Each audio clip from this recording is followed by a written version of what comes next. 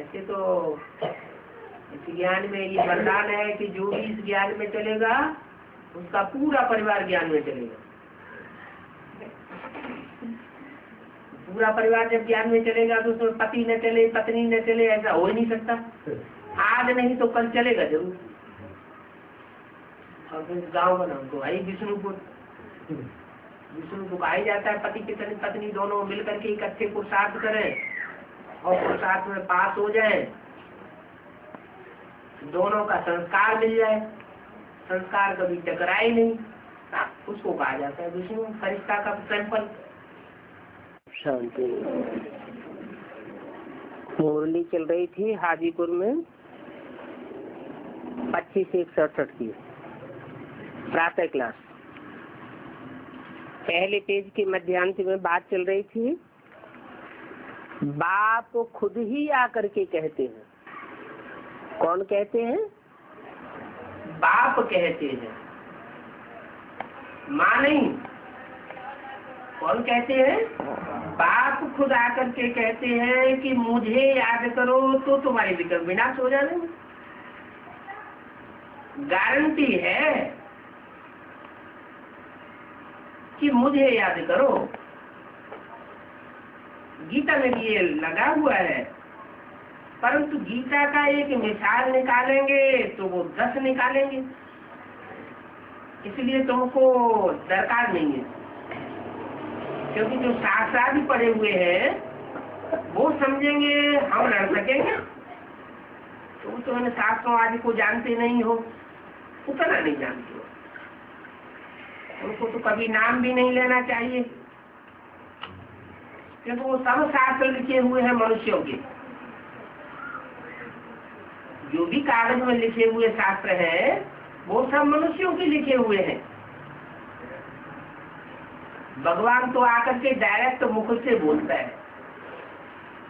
जो भी धर्म पिताएं आते हैं वो सब आकर के डायरेक्ट मुख से बोलते हैं। वही सच्चा शास्त्र है। मनुष्यों के द्वारा जो बोला जाता है वो मानवीय शास्त्र है। भगवान आकर के जो खुद बोलते हैं वो भगवान वाक्य कहा जाता है, श्रीमद् भगवत गीता। गीता अर्थात ज्ञान का गीत। तो तुम सिर्फ बोलो कि हमको तो भगवान कहते हैं, हमको कोई मनुष्य गुरु नहीं सिखाता है। कहते हैं मुझे अपने बाप को याद करो, तो बाप को ही पतित पावन कहा जाता है। कोई माता का रूप नहीं है जो पतित पावन कही जाती हो। न रूप है और न नाम है। जैसे शास्त्रों में नाम दे देते हैं ब्रह्मा, ब्रह्मा ने बड़ी, माँ माने माँ, बड़ी माँ। जगदम्बा भी उनका नाम दिया हुआ है, जगत की माँ। तो वो कोई पतित पावन नहीं है। पतित पावन तो मैं बाप हूँ। मैं निराकार राम, मेरा नाम ज्योति बिंदु शिव है। ये शिव नाम कभी बदलता नहीं। जब शरीर बदलते हैं तो नाम बदल जाता है। कृष्ण के अंतिम चोले में प्रवेश करते हैं तो नाम ब्रह्मा पड़ जाता है। राम के अंतिम चोले में प्रवेश करते हैं तो नाम शंकर पड़ जाता है। तो जब चोला बदलता हूँ तो मेरा नाम बदलता है। इसलिए सिर्फ बोलो कि हमको तो भगवान पढ़ाते हैं। गाते भी हैं पतित पावन सीताराम। क्या? पतितों को पावन बनाने वाले सीता और राम। सीता नाम पहले क्यों लगा दिया? राम से भी पहले सीता का नाम लगा दिया, कृष्ण से भी पहले राधा का नाम लगा दिया, नारायण से भी पहले लक्ष्मी का नाम लगा देते, लक्ष्मी नारायण, सीताराम, राधा कृष्ण, ऐसे क्यों कह देते? उनमें भी पतित पावन सिर्फ सीताराम को कहते हैं, राधा कृष्ण या लक्ष्मी नारायण को नहीं कहते। पतित पावन का जहाँ सवाल आएगा तो राम का नाम आएगा।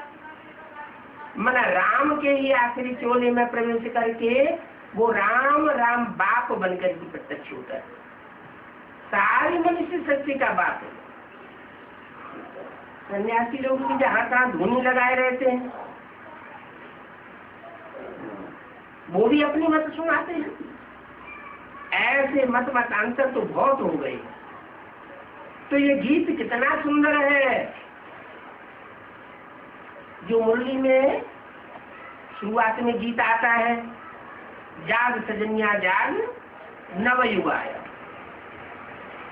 नया युग आ गया, अब अज्ञान की नींद में सोने का टाइम नहीं है। ड्रामा प्लान अनुसार कल्प कल्प ऐसे ही गीत बनते रहेंगे।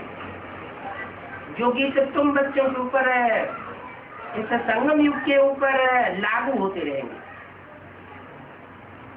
25 जनवरी संसद की वाणी का दूसरा पेज, जैसे कि तुम बच्चों के लिए बैठ करके ये गीत बनाए हुए हैं, ऐसे ऐसे बहुत अच्छे अच्छे गीत हैं।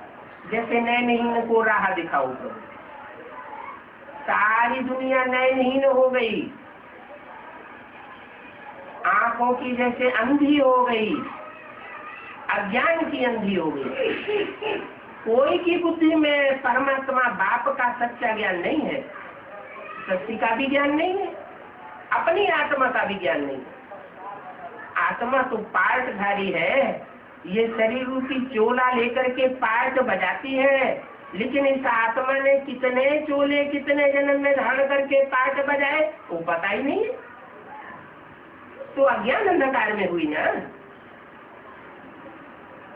तो गीत भी बनाए हुए हैं, नैनहीन को राह दिखाओ, ये गीत भी अच्छा है। अब प्रभु कोई कृष्ण को नहीं कहा जाता है, प्रभु भगवान को कहा जाता है। राम और कृष्ण तो देवताएं थे, कहते हैं प्रभु या ईश्वर निराकार को ही कहेंगे। यहाँ तुम तो कहते हो शिव बाबा, परम पिता परमात्मा माना परमात्मा। परम पिता है, पिताओं में सबसे बड़ा पिता है। इस सृष्टि पर जो भी मनुष्य आत्माएं पिता बनती हैं, उन सब मनुष्य आत्माओं के बीच में महान से महान पार्ट पिता का बजाने वाले धर्म पिताएं कहे जाते हैं। वो धर्म पिताएं परम पिता नहीं कहे जा सकते। क्यों? क्योंकि उन धर्म पिताओं का भी कोई पिता है। धर्म पिताएं अपने एक सीमा में बंधे हुए धर्म को स्थापन करने के लिए आते हैं। उनके अपने अपने धर्म खंड हैं। जैसे क्राइस्ट का धर्म खंड यूरोप है, अमेरिका है, मोहम्मद के धर्म खंड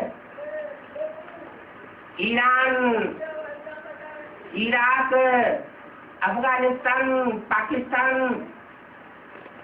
इब्राहिम का भी अपना धर्म खंड है, अरब देश। तो वो सीमा में बंधे हुए, लेकिन इन धर्म पिताओं का भी बाप, बापों का भी बाप मैं हूँ। मना शिव सब धर्म पिताओं का भी पिता है। सारे मनुष्य सृष्टि का जो पिता है, जिसे प्रजापिता आदम या एडम कहते हैं, उसका भी वो पिता है। तो उसको कहते हैं परम पिता। फिर साथ में कहते हैं परम पिता परमात्मा। तो परम पिता पहले, परमात्मा बाद में। ऐसे नहीं कहते परमात्मा परम पिता, क्यों नहीं कहते? क्योंकि बड़े का नाम पहले और छोटे का नाम बाद में। जैसे कहते हैं शिव शंकर, तो शिव जन्म मरण के चक्र में न आने वाले परम पिता को कहा जाता है, और शंकर बड़े से बड़े देवता का नाम है। शंकर शिव नहीं कहेंगे, क्योंकि परमात्मा बाप शिव जब आते हैं तो मनुष्य को देवता बनाते हैं। देवताओं में जो बड़े से बड़ा पार्टधारी देवता है उसका नाम शंकर दिया जाता है। कहते भी हैं देव देव महादेव। तो ऐसे ही परम पिता परमात्मा, परम पिता शिव ज्योति बिंदु का नाम, उनका टाइटल है परम पिता। वो सृष्टि पर आकर के सारी आत्मा मात्र का पिता है, ऐसे नहीं कि सिर्फ मनुष्य आत्माओं का पिता है।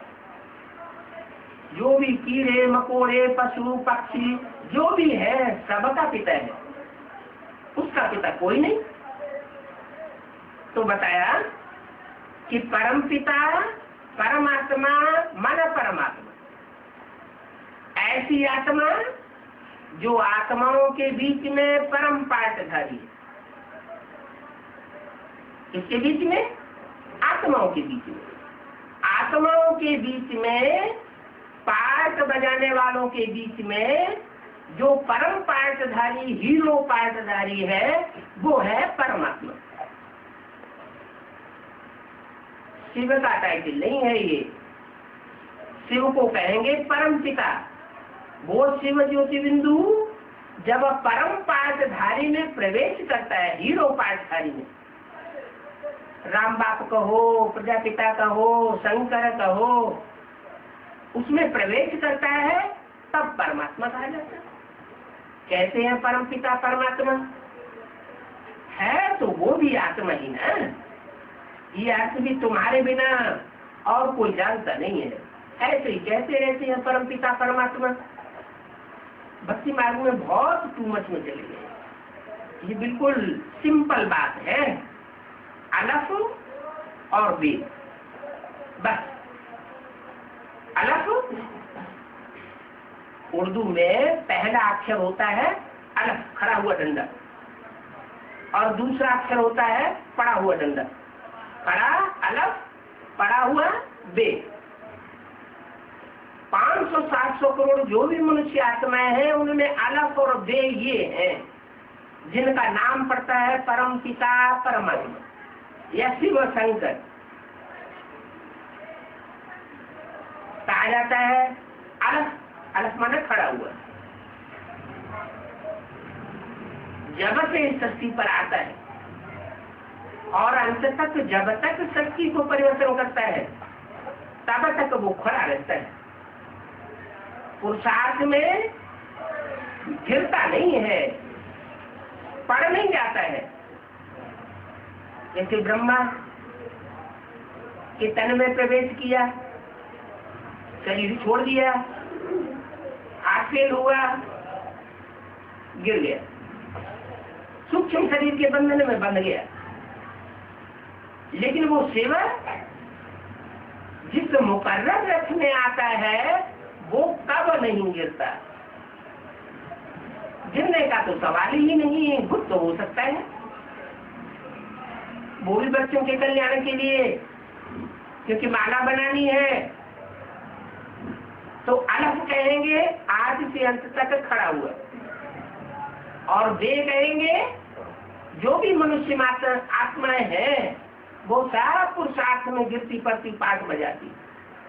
आज निश्चय बुद्धि कल निश्चय बुद्धि हो जाती है। आज श्रेष्ठ पाठ बजाती है कल नीचे पाठ गिर जाता है, क्योंकि सब ब्रह्मा की औलाद है। ब्रह्मा की रात कही जाती है, ब्रह्मा का दिन कहा जाता है, प्रजापिता का दिन और रात नहीं कही जाती। मतलब जिस प्रजापिता में सुप्रीम सोल मुकर्रर रथ बना करके प्रवेश करता है वो कभी गिरने वाली बात नहीं है। सदैव अटल अखंडा डोल है जिसकी यादगार ध्रुव तारा दिखाया जाता है। ध्रुव माना एक ही जगह पर स्थिर रहने वाला। और जो भी सितारे हैं जड़ सितारों की बात नहीं है, आसमान के सितारों की बात नहीं है, तुम बच्चे ही हो धरती के सितारे। तो ये सितारे जो है जैसे आसमान के सितारे जो तारे के आसपास घूमते रहते, ऐसे ही तुम बच्चे 500 करोड़ जो भी सितारे हो आत्मा रूपी, वो एक ध्रुव तारा के आसपास घूमते रहते। कोई छोटा चक्कर काटते हैं, कोई बड़ा चक्कर काटते हैं, कैसे भी है चारों तरफ लगाए फेरे, फिर भी हरदम दूर रहे। 63 जन्मों में कितने चक्कर लगाए। आगे भी संगम युग में, कलयुग के अंत और सतयुग के आदि में जब परमपिता परमात्मा इस सृष्टि पर आता है तो कितने निश्चय के फेरे लगते हैं। आज निश्चय पैदा होता है, कल अनिश्चय हो जाता है। बाप कहते हैं जो निश्चय बुद्धि बच्चे हैं वो जैसे जीते हैं, और जो अनिश्चय बुद्धि हो जाते वो जैसे समझ जाते। तो ये जन्म मरण का चक्र यहाँ भी चलता है और फिर 84 जन्मों में भी चलता है। तो यहाँ तो बाप बिल्कुल सिंपल बातें बताते हैं, अलग और बे, बस अलग अल्लाह और बे बादशाही। बादशाही किसी की हमेशा नहीं चलती है। कहते भी हैं कि अच्छे कर्म करते हैं तो बादशाह बन जाते हैं, राजा बन जाते हैं, और राजा बन के जब अहंकार करता है तो नीचे गिर जाते हैं। राजा भी बनते हैं फिर नीचे भी गिरते हैं, क्योंकि राजाओं से अहंकार में आकर के पाप कर्म बहुत हो जाते हैं। जब पाप कर्म ज्यादा होते हैं तो नीचे गिरते हैं। एक ऐसा है जो कभी गिरता नहीं है, ऊपर से नीचे तो आता है, लेकिन नीचे आने के बावजूद भी स्टेज ऊंची रहती है। तो सिंपल बातें हैं, बाप को याद करो, ऐसे बाप को याद करो जो कभी नीचे नहीं गिरता है, पड़ता नहीं है, बादशाह भी नहीं बनता है। तुम बच्चों को बादशाह बनाता है। इसलिए देवताओं के बीच में एक ही देवता ऐसा है जिसे बैगर के रूप में दिखाया जाता है। बैगर के रूप में वेश है, लेकिन जो भी भक्त आते हैं उसके सामने आकर कहते हैं भर दे झोली, भर दे झोली। माने ज्ञान रत्नों की झोली भरने के लिए उसके पास आते हैं। तो ऐसे बाप को याद करो जो बेताज बादशाह है। तुम बच्चे तो ताजधारी बादशाह बनते, आज ताज पहनते हो कल उतर जाता है। ताज स्थूल भी होता है और ताज बेहद का भी होता है। भगवान बाप जब आते हैं तो बच्चों को आकर के जिम्मेवारी का ताज देते हैं। जो भगवान के बच्चे बनते हैं उनको जिम्मेवारी मिलती है कि हम पवित्र दुनिया बनाएंगे। पतितों को पावन बनाने में बाप का पूरा सहयोग देंगे, पूरी सेवा करेंगे। तो इस सेवा की मेवा जो बच्चे खाते हैं वो बच्चे बड़े बादशाह बनते हैं। ये बादशाही की पढ़ाई, राजाई की पढ़ाई और कोई मनुष्य मात्र ने आज तक नहीं सिखाई। दुनिया की हिस्ट्री में बड़े बड़े राजाएं हुए, छोटे छोटे राजाएं हुए, उन राजाओं को राजा किसने बनाया, कब बनाया, ये पढ़ाई कब पढ़ाई, कोई जवाब नहीं दे सकता। भगवान बाप आकर के बताते हैं कि कलयुग के अंत में और सतयुग के आदि में जो संगम का टाइम है वो ज्यादा से ज्यादा 100 साल के टाइम में मैं आकर के बच्चों को राजाई का वर्षा देता हूँ। ये राजाई का वर्षा, और कोई पढ़ाई कोई कॉलेज में कोई स्कूल में नहीं दिया जाता। ये पढ़ाई पढ़ाता ही नहीं कोई। बाप ने आकर की पढ़ाई पढ़ाई है, संगम युग में आकर की पढ़ाई है, 5000 साल पहले भी पढ़ाई थी, अभी फिर आकर के पढ़ाई रखी। ऐसी श्रेष्ठ पढ़ाई जिसको हम नाम दें गॉडली पढ़ाई। मनुष्य जो पढ़ाई पढ़ाते हैं उससे दुनिया कुत्तों में चल, बंदरों में चल बनती चली जाती।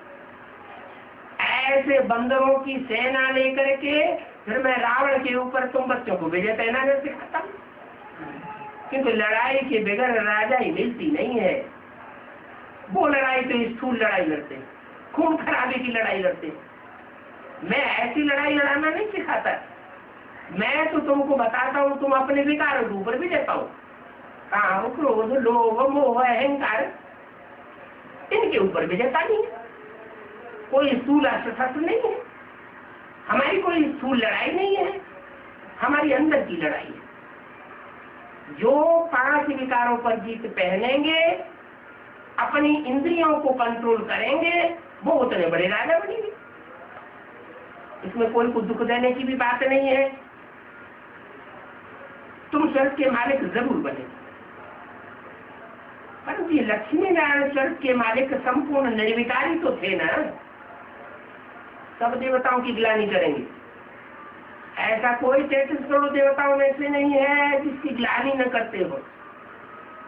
एक देवता ऐसा है जिसकी कोई ग्लानि नहीं, नारायण की कोई ग्लानि नहीं।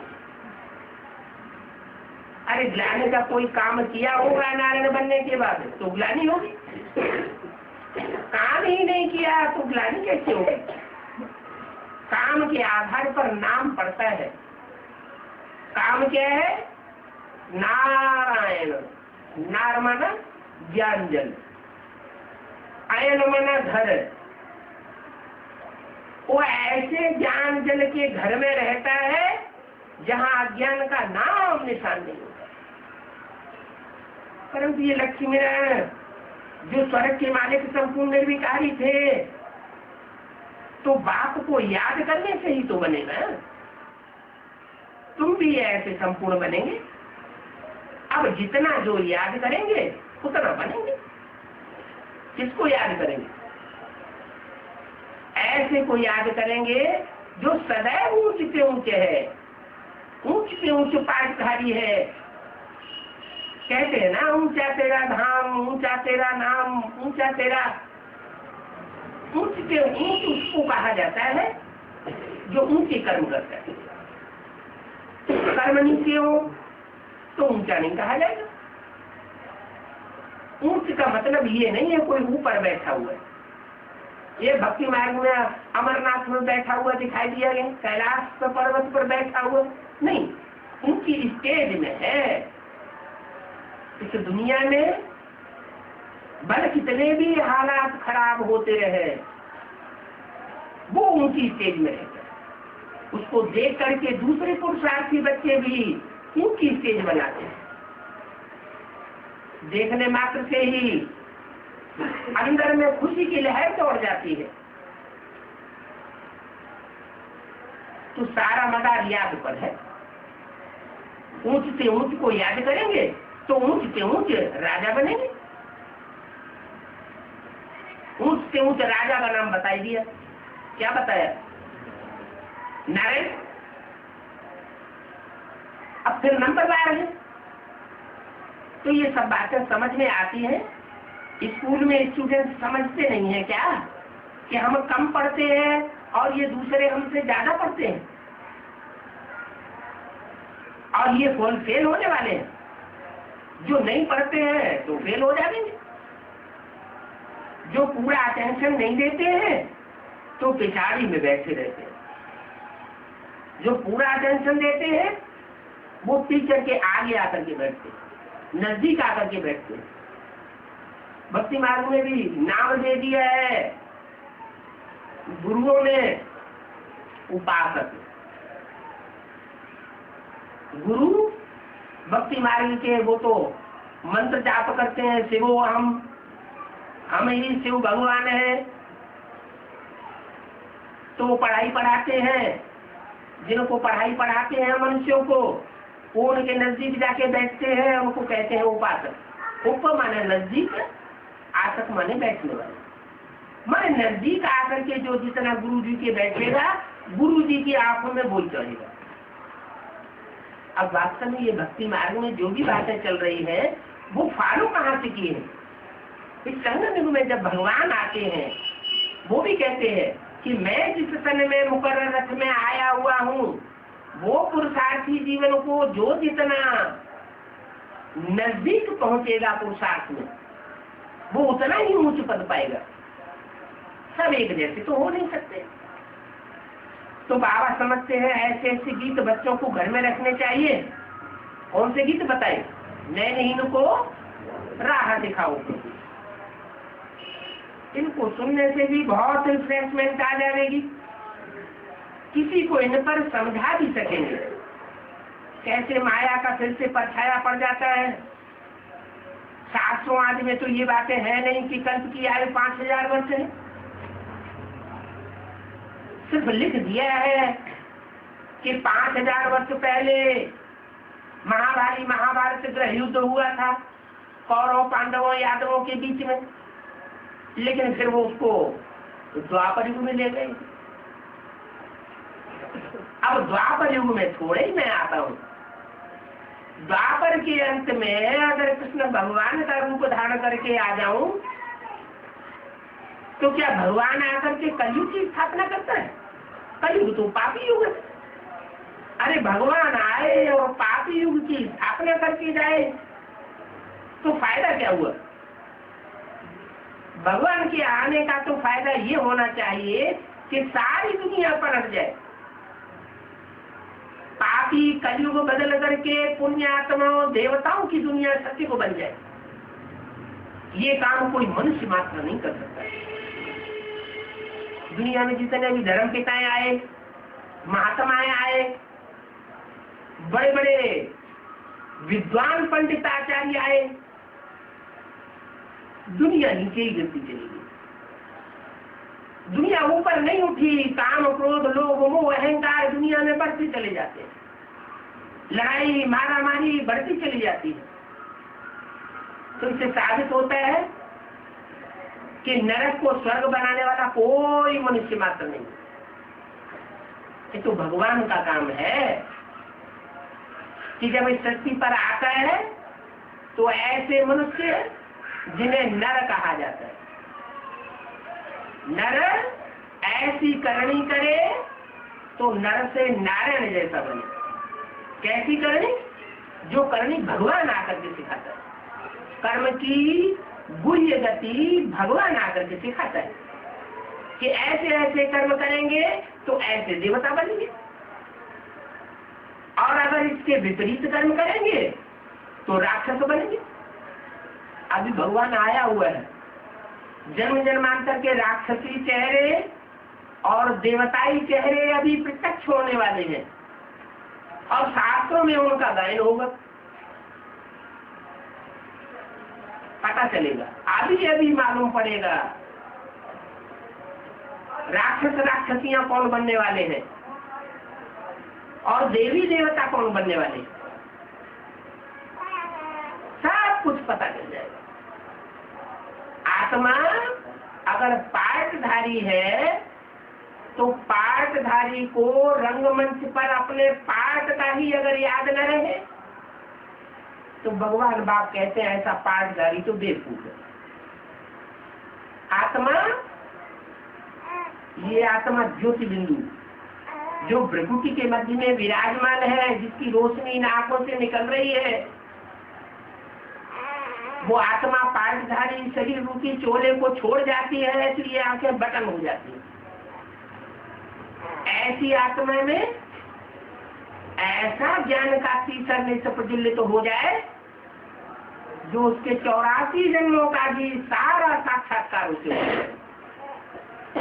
ज्ञान के आधार पर सारी बात 84 जन्मों की बुद्धि में क्लियर हो जाए। मनुष्य को तो पता ही नहीं है पूर्व जन्म का भी अगले जन्म का भी। भगवान आकर के बताते हैं, हे अर्जुन, तू अपने पूर्व जन्मों को अगले जन्मों को नहीं जानता, मैं आकर के तेरे को बताता हूँ। गीता में बोला है ना, तो जो गीता के वचन है वो तो कागज में लिखे हुए, अभी तो प्रैक्टिकल में भगवान आकर के हमको सिखा रहा है, बता रहा है कि तुम्हारे ऊपर माया का परछाया पड़ा हुआ है, इस परछाए को जब तक हटावेंगे नहीं, मेरी मत पर नहीं चलेंगे, तब तक हटेगा भी नहीं। 5000 वर्ष की जो बात लिखी हुई है, ये महाभारत की बात है कि महाभारत आज से 5000 साल पहले हुआ,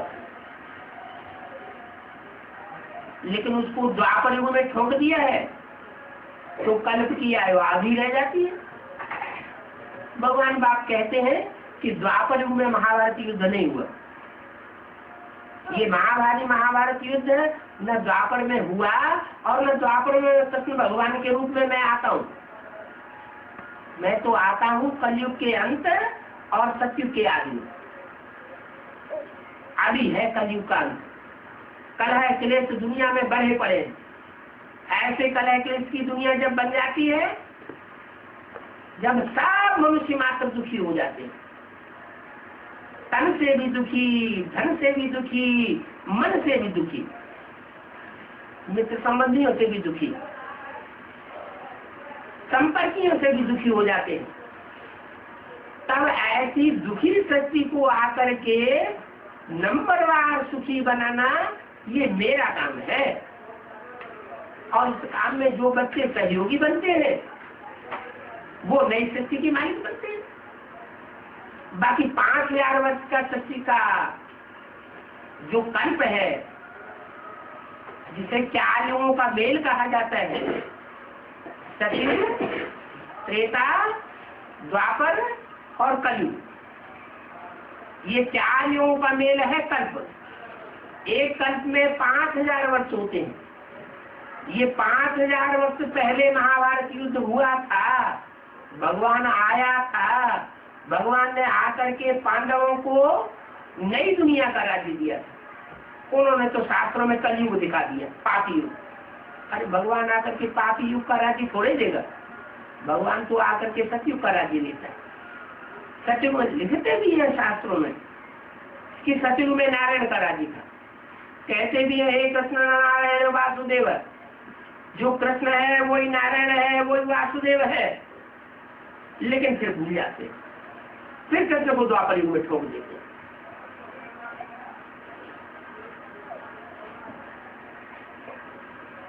ऐसा मति भ्रम क्यों पैदा होता है?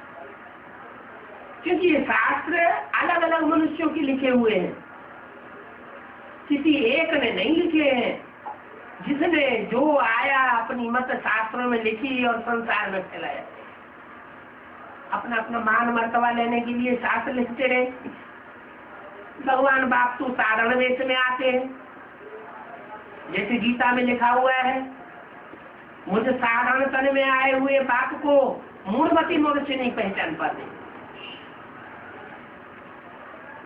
जो भोले वाले बच्चे हैं वो मेरे को पहचान लेते। देखने में भी आता है, बूढ़ी बूढ़ी माताएं, गाँव के लोग भगवान को पहचानते हैं, और शहर के बड़े बड़े साहूकार, बड़े बड़े नेता, बड़े बड़े मल्टी मिलियनायर्स वो नहीं पहचान पाते। वो पहचान नहीं पाते, पहचानेंगे भी नहीं, और कभी पहचाना भी नहीं था। बाप कहते हैं मैं तो गरीब निवासी हूँ, मैं गरीबों को पकड़ता हूँ, गरीबों को आकर के साहूकार बनाता हूँ। बाकी 5000 वर्ष की बात नहीं है कि 5000 वर्ष पहले महाभारत युद्ध हुआ था। नहीं, 5000 वर्ष पहले जो महाभारत युद्ध हुआ था वो किसी समय की बात है, कलयुग के अंत की बात है। क्रिश्चियन लोग भी कहते हैं क्राइस्ट से 3000 वर्ष पहले लॉर्ड कृष्ण का राज्य था। क्राइस्ट को 2000 साल हो गए, और क्राइस्ट से पहले 3000 साल तो कितने साल हुए? 5000 साल हो गए। तो इससे साबित होता है कि पहले जन्म का जो राज्य है, पहली चहली जो दुनिया तैयार हुई थी, नई दुनिया, वो 5000 तक पहले तैयार हुई। सिंध, हैदराबाद, सिंध, हड़प्पा, मेसोपोटामिया, ये विदेशों में भी जो खुदाइयां हुई हैं, उन खुदाइयों की मिली हुई चीजों से भी ये साबित होता है कि 5000 वर्ष का ये कल्प है, लाखों वर्ष की दुनिया नहीं है।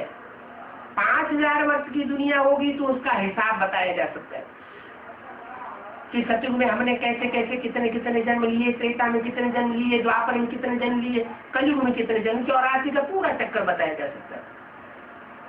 अगर लाखों वर्ष का कल्प बता दिया जाए, ये सारा सृष्टि चक्र लाखों वर्ष का बता दिया जाए, तो फिर कोई हिसाब ही नहीं दिया।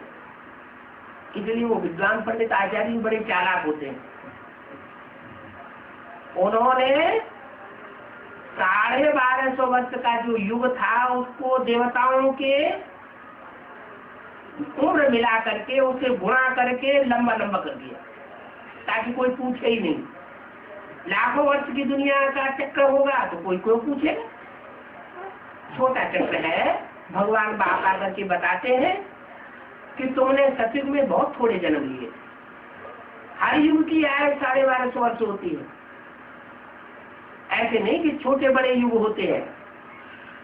सतयुग में 1250 वर्ष में तुमने 8 जन्म लिए, क्योंकि तुम्हारी आयु लंबी होती थी, शरीर बहुत स्वस्थ होते थे, कंचन जैसी काया होती थी। और त्रेता में तुमने 12 जन्म लिया, क्योंकि वहां 2 कलाएं कम हो जाती, राम की 14 कलाएं गाई जाती।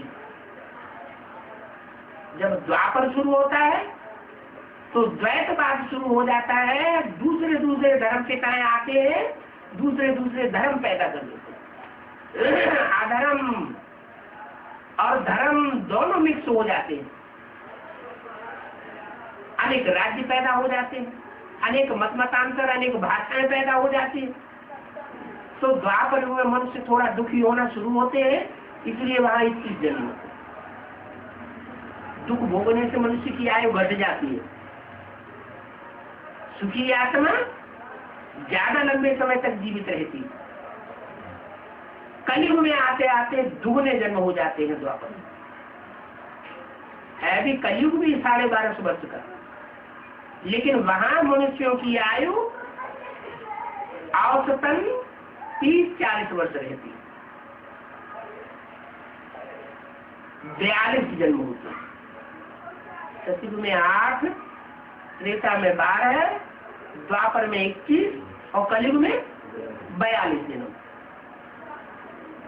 और 1 जन्म ये संगम इसका। कुल टोटल मिलाकर के 84 जन्म ज्यादा से ज्यादा मनुष्य के होते हैं। उन्होंने 84 लाख योनियों में जोड़ दिया। 84 लाख योनियां तो होती हैं, लेकिन मनुष्य का जन्म मनुष्य योनि में होता है। ये नहीं कि मनुष्य शरीर छोड़ेगा तो कोई पशु पक्षी बन जाएगा, कीड़ा मकोड़ा बन जाएगा। नहीं, मनुष्य मनुष्य का ही जन्म लेता है। आम का बीज होगा तो आम का ही दरख्त पैदा होगा, बबूल का बीज होगा तो बबूल का ही दरख्त पैदा होगा। ये आत्मा भी एक प्रकार का बीज है, चैतन्य बीज है, सितारे मिसल आत्मा है। एक शरीर छोड़ती है तो दूसरे गर्भ में जाकर के प्रवेश होती है, मनुष्य गर्भ में ही प्रवेश करेगी। पाप कर्म भोगने के लिए भी मनुष्यों में जाना पड़ता है। ऐसे नहीं पशु पक्षी बनना पड़े तभी दुख भोग सकता है। क्या मनुष्यों में दुख नहीं होते? मनुष्यों को तो ज्यादा इंद्रियां होती है, इसलिए ज्यादा दुख भोगते हैं।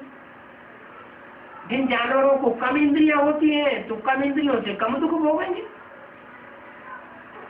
दुख और सुख भोगना ये शरीर के द्वारा होता है। शरीर है तो सुख भोगा जाता है, शरीर है तो दुख भोगा जाता है। भगवान बाप आकर के भी प्रैक्टिस कराते हैं। क्या प्रैक्टिस कराते हैं?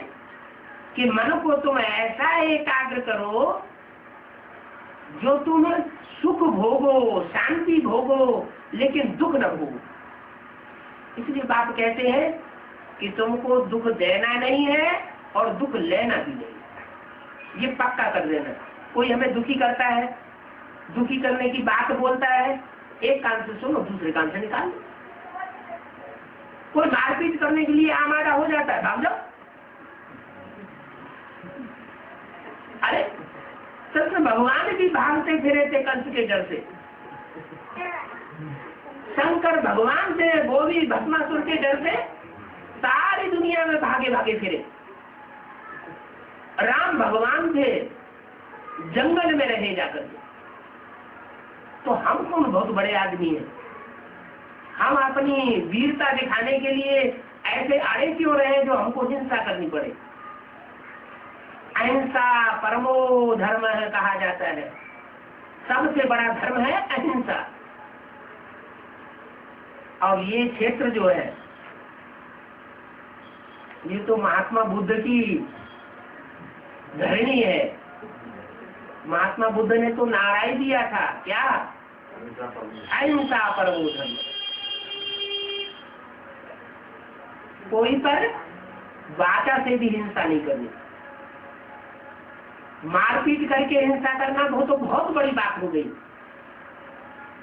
मन के संकल्पों से भी किसी के प्रति बुरा नहीं सोचना। कोई कहे ये हमारे प्रति इतना बुरा सोचता है, इतना बुरा करता है और हम इसके बारे में सोच भी नहीं सकते। कर्मों की बुरी गति है। हमने किसी को दुख दिया होगा तो वो हमको इस जन्म में दुख देगा। हमने किसी को बुरा भला कहा होगा तो वो हमको बुरा भला कहेगा। ये नियम है कि हम जिस आत्मा को जितना इस जन्म में सुख देंगे वो रिटर्न में हमको सुख देगा, देना ही पड़े।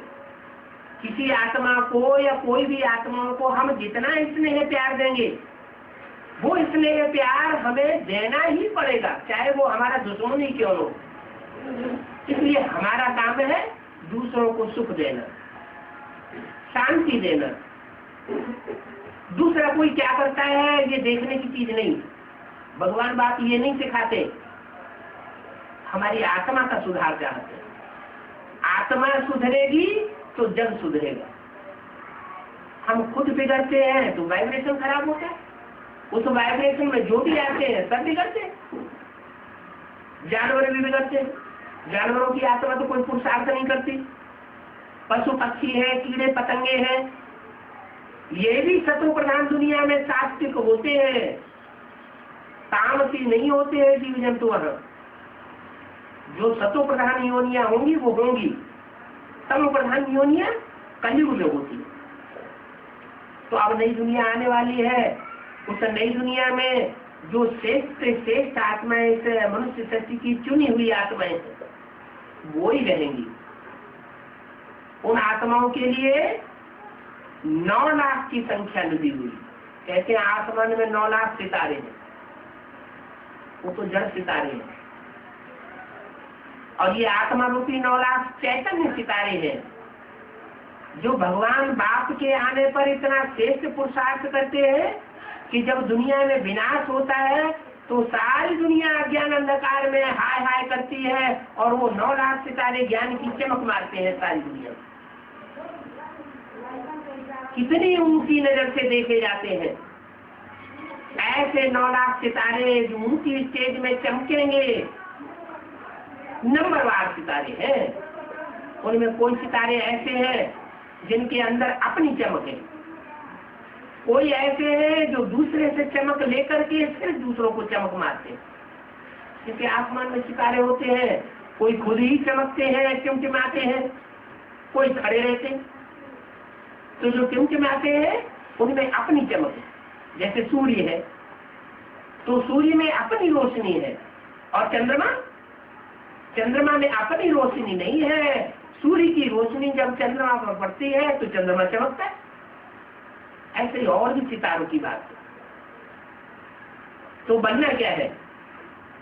चंद्रमा जैसा बनना है या सूर्य जैसा सितारा बनना है? सूर्य जैसा बनना है।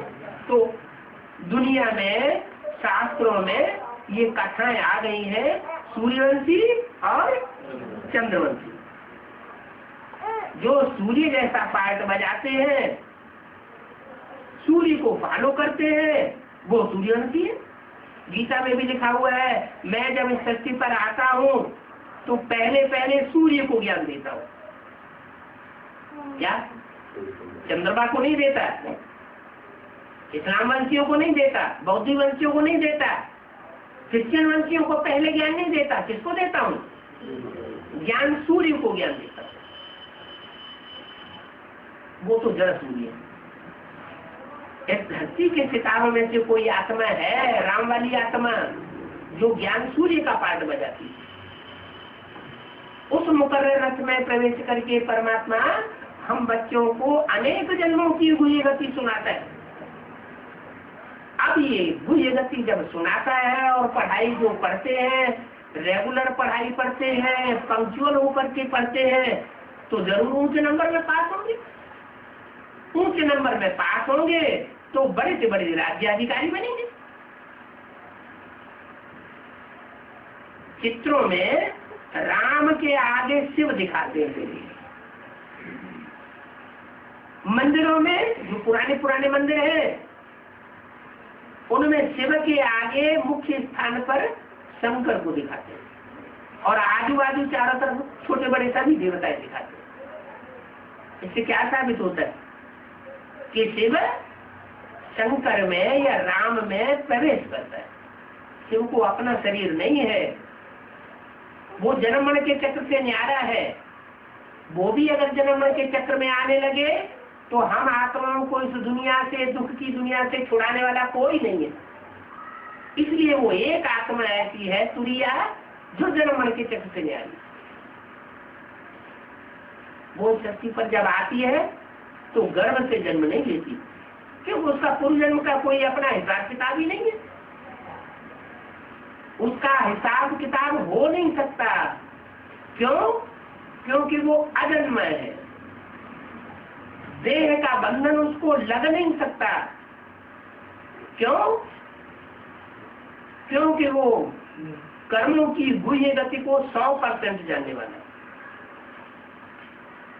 100% जो जानने वाला होगा, उससे कोई कर्म कभी ऐसा होगा ही नहीं जो दुख सुख पैदा करे।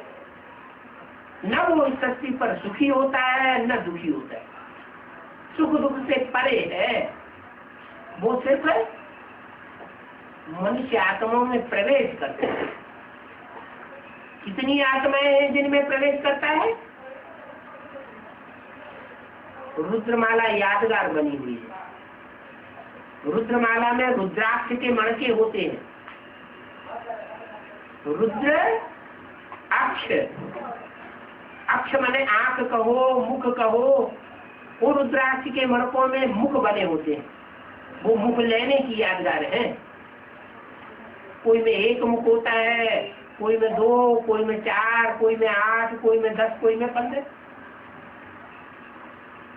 ये अनेक मुखों वाले जो रुद्राक्ष हैं, उनमें अनेक आत्माएं प्रवेश करती है और शिव भी प्रवेश करता है।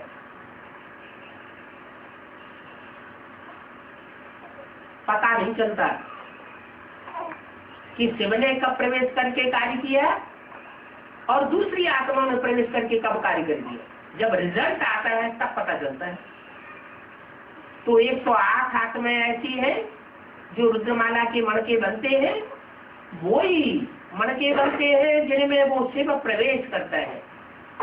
प्रवेश करके सारा ज्ञान का राज उन आत्माओं की बुद्धि में क्लियर करता है। लेकिन सब में एक जैसी प्रवेशता नहीं होती। जो जितना अच्छा पढ़ाई पढ़ने वाला बच्चा होगा, एक ही मत पर चलने वाला बच्चा होगा, उसमें शिव की प्रवेशता जास्ती होगी।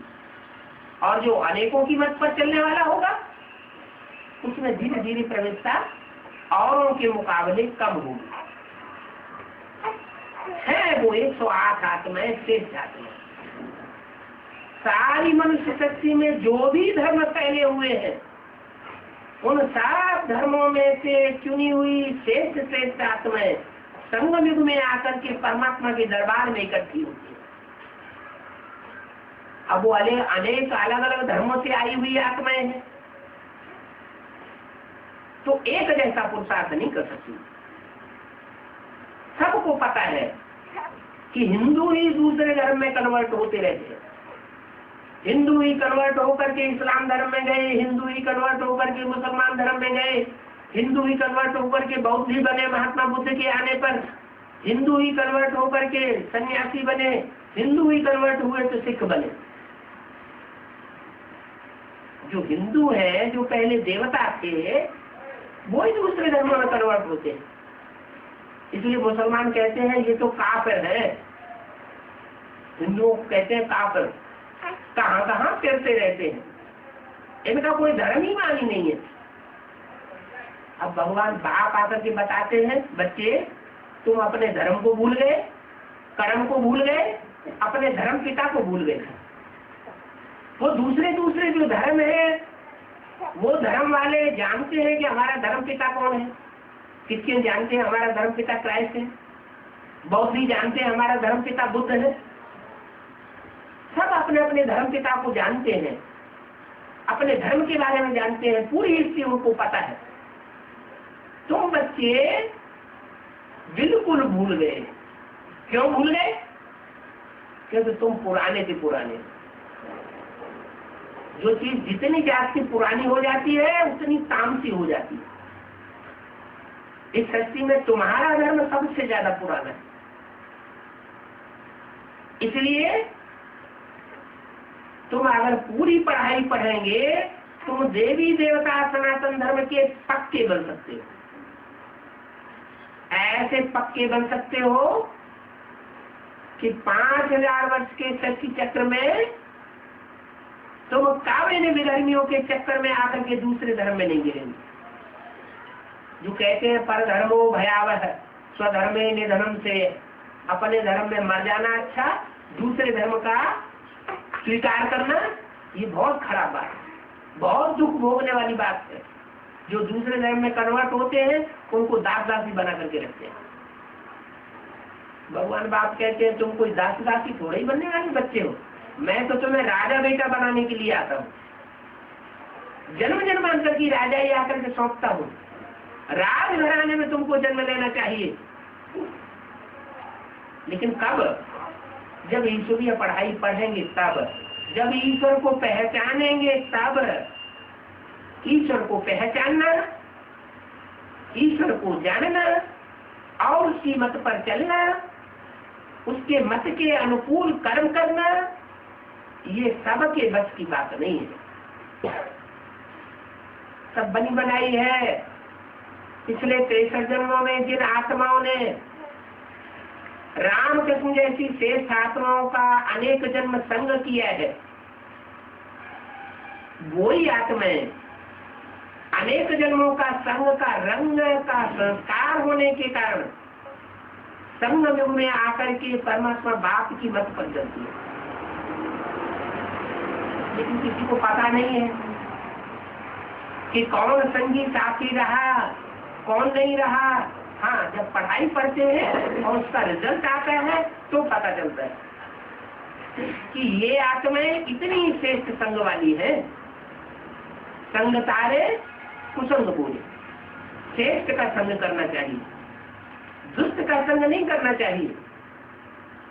श्रेष्ठ से श्रेष्ठ इस सृष्टि पर अभी संग युग में है परमात्मा पाठधारी, जिसे कहते हैं परम पिता परमात्मा। लेकिन वो परम पिता तो ज्योति बिंदु है। उस ज्योति बिंदु का बड़ा आकार शिवलिंग मंदिरों में दिखाया गया है, ज्योतिर्लिंगम भी कहते हैं। वो लिंग इन आंखों से नहीं दिखाई पड़ता। जैसे हम ज्योति बिंदु आत्मा है, अति सूक्ष्म है, आत्मा को निकलते हुए इस शरीर से जब आत्मा निकलती है तो देखी नहीं जाती, इतनी सूक्ष्म आत्मा है। जैसे डॉक्टर लोग खून निकालते हैं एक बूंद,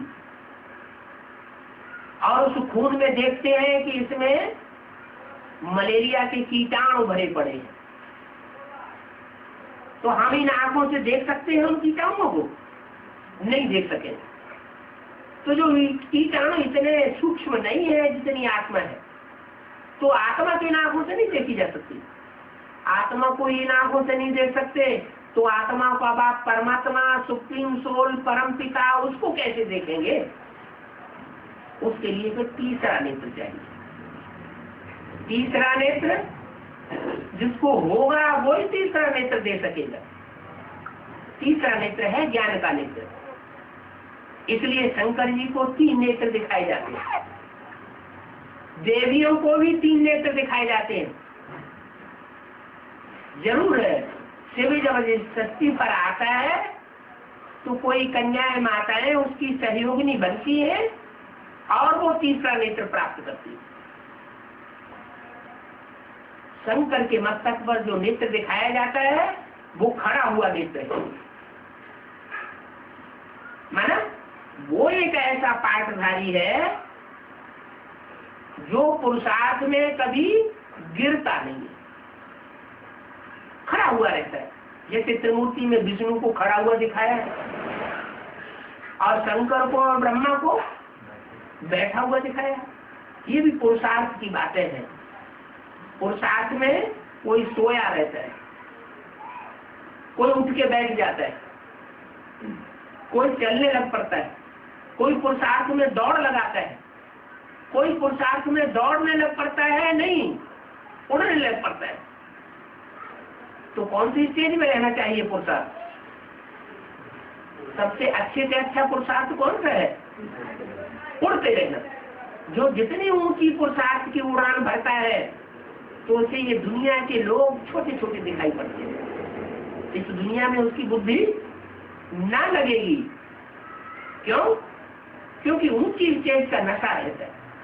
छोटी छोटी बातों को इधर उधर करता जाएगा, छोटी छोटी बातों में इधर उधर उलझेगा नहीं, परेशान नहीं होगा, दुखी नहीं होगा, दुखी करेगा भी नहीं।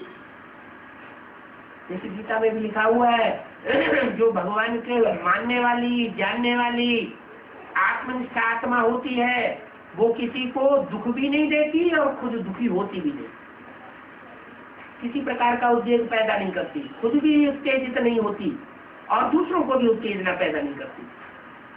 ऐसी आत्मा को कहेंगे परमात्मा बाप का बच्चा। अभी बाप आए हैं, ये आत्मा का ज्ञान दे रहे हैं, कहते हैं बच्चे तुम देह आत्मा देह नहीं हो। किसी से पूछो तुम कौन हो तो कहेगा हम डॉक्टर हैं, हम मिनिस्टर हैं, हम आदमी हैं, हम स्त्री हैं, हम पुरुष हैं। अरे हर जन्म में स्त्री पुरुष होते हो क्या? हर जन्म में डॉक्टर ही थे क्या? हर जन्म में मिनिस्टर थे ही क्या? नहीं, क्या है फिर? तो बाप बताते तो जो आत्मा हो, आत्मा ही थे, आत्मा ही हो और आत्मा ही रहोगे। ये सितारा आत्मा कभी मरती नहीं है, नष्ट नहीं होती है। हाँ, ये अच्छा पुरुषार्थ करती है तो देवता बन जाती है, मनुष्य से देवता बनाया जा सकता है, और खराब पुरुषार्थ करती है तो राक्षस बन जाती है। तो 3 कोटि हुई। मनुष्य से ऊपर उठा तो देवता बन गया, मनुष्य से नीचे गिरा, मनुष्यत्व से नीचे गिरा तो राक्षस बन गया। कलयुग में होते हैं सब राक्षस और सतयुग में होते हैं सब देवता। ये परिवर्तन कौन करता है? ये परिवर्तन कराने वाला एक बाप है। सब पतितों को पावन बनाने वाला बाप एक बाप, और उसका सृष्टि में इतना टाइम है। ऐसे नहीं कि हिंदू लोग ही भगवान को मानते हैं, चाहे क्रिश्चियन धर्म के हो, मुस्लिम धर्म के हो, बौद्ध धर्म के हो, भगवान को किसी न किसी रूप में सब मानते हैं। लेकिन असली रूप क्या है वो कोई को पता नहीं। असली रूप तब पता चलता है जब वो आकर के खुद ज्ञान देता है।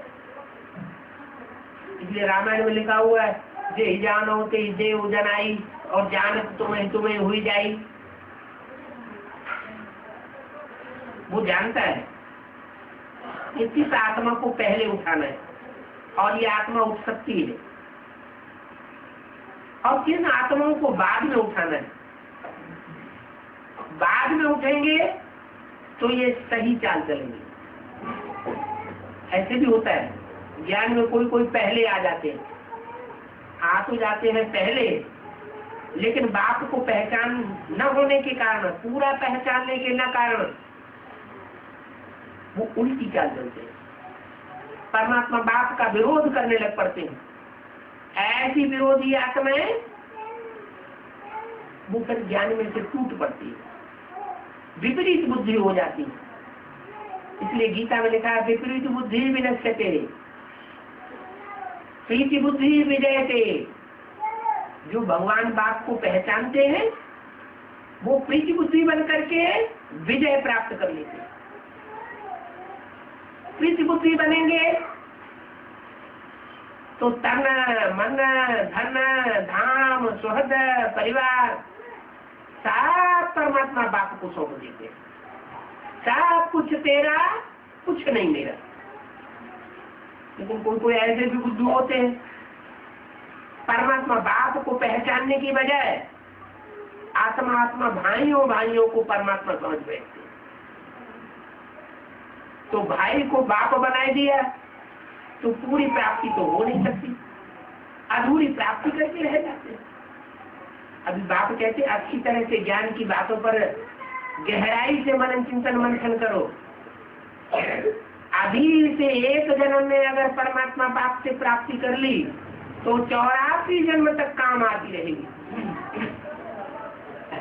84 जन्मों में सुखी, शांत और प्रसन्न चित्त आत्मा बने रहेगी। भगवान बाप कहते मेरे ऐसे भी बच्चे हैं जो 82-83 जन्म तक भी सुख में रहते हैं। लास्ट में तो हर आत्मा को नीचे गिरना ही है। क्यों? क्योंकि जब तक रात नहीं होगी तो दिन का कोई महत्व नहीं होगा। तो रात भी चाहिए, दिन भी चाहिए। तो हर आत्मा के जीवन में अज्ञान अंधेरी रात भी आती है और भगवान बाप जब इस धरती पर आते हैं तो सवेरा। ओम शांति।